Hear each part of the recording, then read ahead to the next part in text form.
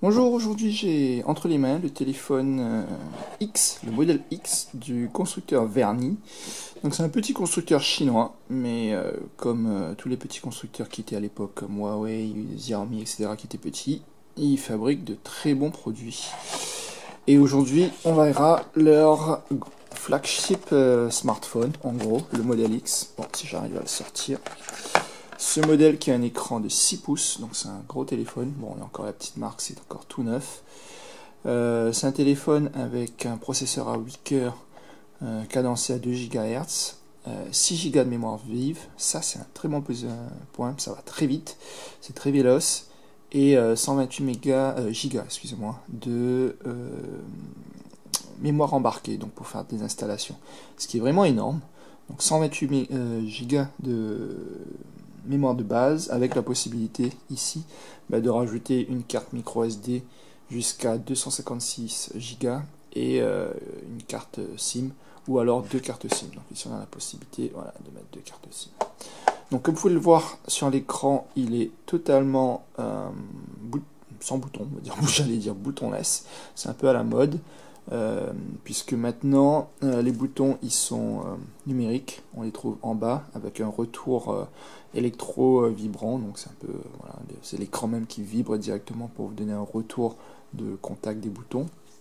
Et on a le capteur d'empreinte qui est au dos avec un flash, une double caméra de 13 et de 8 mégapixels, donc c'est énorme.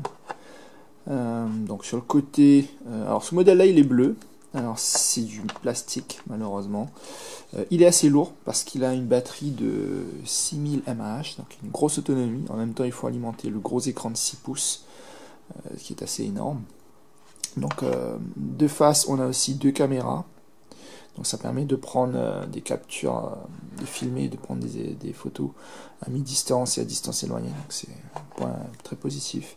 Et pareil pour de dos, on a une double caméra avec le capteur d'empreinte qui est ici.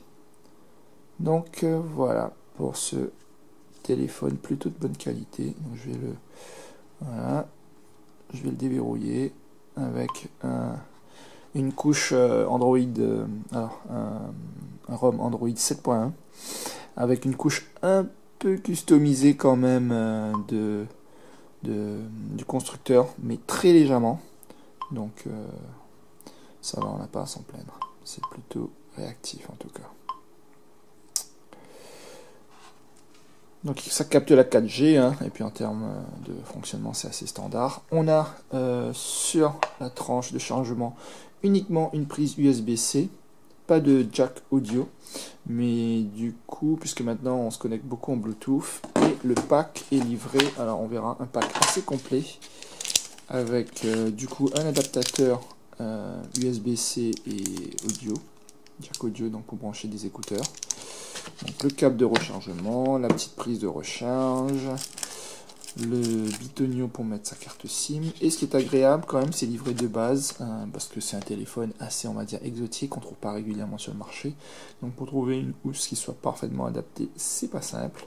Là on a une petite housse en silicone, toute fine, toute transparente, c'est ce que j'aime bien moi.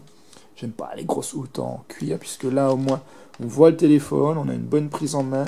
C'est renforcé sur les côtés, donc les chutes sont bien absorbées. Et on a aussi un protège-écran de base. Donc ce qui est un très bon point, le pack est complet. Et on n'a pas à aller chercher la bonne taille de housse qui va avec. Là on va essayer de découper avec l'emplacement des caméras, etc. Donc voilà, je l'ai utilisé pas beaucoup, mais de ce que j'ai pu voir en tout cas, ça marche bien sur Waze. Ça marche bien sur le réseau 4G en France. Et globalement, il a un look sympa. Il a une bonne prise en main. C'est pas des matières les plus nobles, c'est pas du métal ou du verre, mais pour le prix, moins de 330 €, il faut quand même dire que c'est un bon rapport qualité-prix.